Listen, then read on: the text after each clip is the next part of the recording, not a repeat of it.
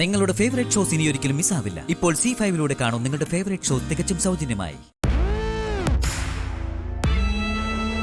വല്യേച്ചി പോലും ഇപ്പോ അമ്മുന്റെ വശീകരണത്തിൽ വീണു കഴിഞ്ഞു. ആ പെണ്ണിനെ കൊന്നുകളയാനുള്ള കലിയുമായിട്ട് നടന്ന വല്യേച്ചിക്ക് എങ്ങനെ അവളെ മോളെ എന്ന് വിളിക്കാൻ കഴിയുന്നു എത്ര ആലോചിച്ചിട്ടും എനിക്ക് മനസ്സിലാവാത്തത്. ആളുകളെ വശീകരിക്കുന്ന വല്ല മരുന്നും അവള് വല്യേച്ചിക്ക് കൊടുത്തോന്നാ എന്റെ സംശയം. ചിരിക്കൊന്നും വേണ്ട. ദേ, ഞാൻ അങ്ങനെ ചിന്തിച്ചു പോയാൽ എന്താ സംശയം? കണ്ണി കാണുന്നതാണല്ലോ ഞാൻ പറയുന്നത്. അല്ലെങ്കിൽ സഞ്ജുവിനെ അവളെ ഒന്നിച്ച് ഏതോ ക്ഷേത്രത്തില് പൂജയ്ക്കൊക്കെ പറഞ്ഞു വിടുവോ? രണ്ടും കൂടി മടങ്ങി വന്നത് പിറ്റേ ദിവസവും. അതിന് പറയാനൊരു കഥയും. എല്ലാവരും അത് വിശ്വസിക്കുകയും ചെയ്തു. റോഡിൽ തളർന്നു കിടന്ന ഏതോ ഒരു വൃദ്ധയെ ഹോസ്പിറ്റലിൽ കൊണ്ടുപോയി പരിചരിച്ച കഥ. ചിലപ്പോ അത് സത്യമാവാ. അമ്മൂന് സഞ്ജുവിന്റെ കൂടെ ജീവിക്കാൻ മോഹമില്ലെന്ന് തെളിഞ്ഞതല്ലേ? അങ്ങനെ ഉണ്ടായിരുന്നെങ്കിൽ പ്രഭയുടെ മുമ്പിൽ അവൾ ആത്മഹത്യാ ഭീഷണി മുഴക്കില്ല. എല്ലാവരും കൂടി അവളുടെയും സഞ്ജുവിന്റെ വിവാഹം നടത്തുമായിരുന്നു. എന്നിട്ട് എന്തായി? അത് അവിടെ കൊണ്ട് സ്റ്റോപ്പ് ചെയ്തു. ശ്രീകുട്ടി സഞ്ജനയുടെ പേര് പറഞ്ഞിട്ട് ആരെങ്കിലും അത് ചെവിക്കൊണ്ടോ? സഞ്ജനയെ സൂയിസൈഡ് അറ്റംപ്റ്റിൽ അതുകൊണ്ട് എത്തിച്ചില്ലേ? സഞ്ജുവിന്റെ വിവാഹത്തെ പറ്റിയുള്ള ചർച്ചകളൊന്നും ഇപ്പൊ മംഗലശ്ശേരി നടക്കുന്നില്ലേ? അതിനെല്ലാം അമ്മു തടയിട്ടുകൊണ്ടിരിക്കല്ലേ? ദൈവം ശ്രീകുട്ടിയെ നാളെ നടത്തിച്ചു കാണിച്ചു തരുമെന്ന് പറഞ്ഞാൽ ആരെങ്കിലും സഞ്ജുവിനോട് മറുത്തൊന്ന് പറയൂ? അതാ അവള് കാണിക്കുന്ന ബുദ്ധി. സഞ്ജുവിന്റെ വിവാഹം അനന്തമായി നീട്ടിക്കൊണ്ടു പോവാനുള്ള തന്ത്രവാ ആ പെണ്ണിന്റേത്.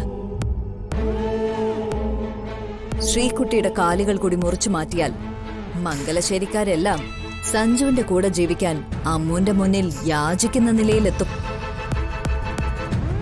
അതിലേക്കുള്ള ചരടുവലി അവള് നടത്തുന്നത്. ഇതിലിപ്പോ ഞാനെന്തു പറയാനാ? ഏതോ ഒരു പെണ്ണ് അടുക്കള പണിക്കാരിയായി വന്നതേ ഉള്ളൂ. ഇപ്പൊ ആ പെണ്ണിന്റെ വരുതിയിലായി ഒരു കുടുംബം.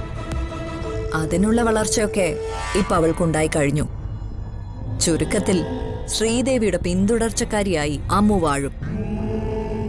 എന്റെ ചുവടുകൾ പിഴച്ചു തുടങ്ങി ഗൗതം. ഞാനിത് വളരെ സീരിയസ് ആയിട്ടാ ഗൗതം പറയുന്നേ. നിങ്ങൾ ഒരു കാര്യം മാത്രം ചിന്തിച്ചാൽ മതി. അവളെ കൊന്നുകളയാൻ നമ്മൾ എന്തൊക്കെ ചെയ്തു. എന്നിട്ട് അവളുടെ ദേഹത്തൊരു പോറൽ പോലും വീഴ്ത്താൻ നമുക്ക് സാധിച്ചോ?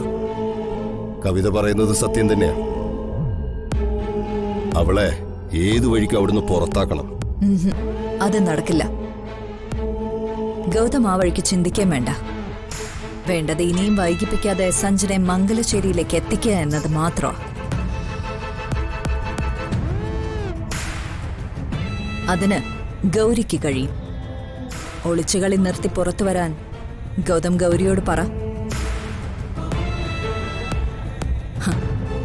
അതിന് കഴിയില്ലെങ്കിൽ മോളെയും കൊണ്ട് വന്ന വഴിക്ക് പോവാനും പറ.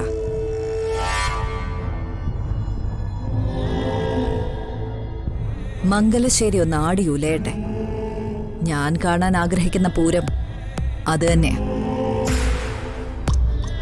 ഡൗൺലോഡ് ചെയ്യൂ C5 ആപ്പ്. കാണൂ എല്ലാ എപ്പിസോഡുകളും സൗജന്യമായി.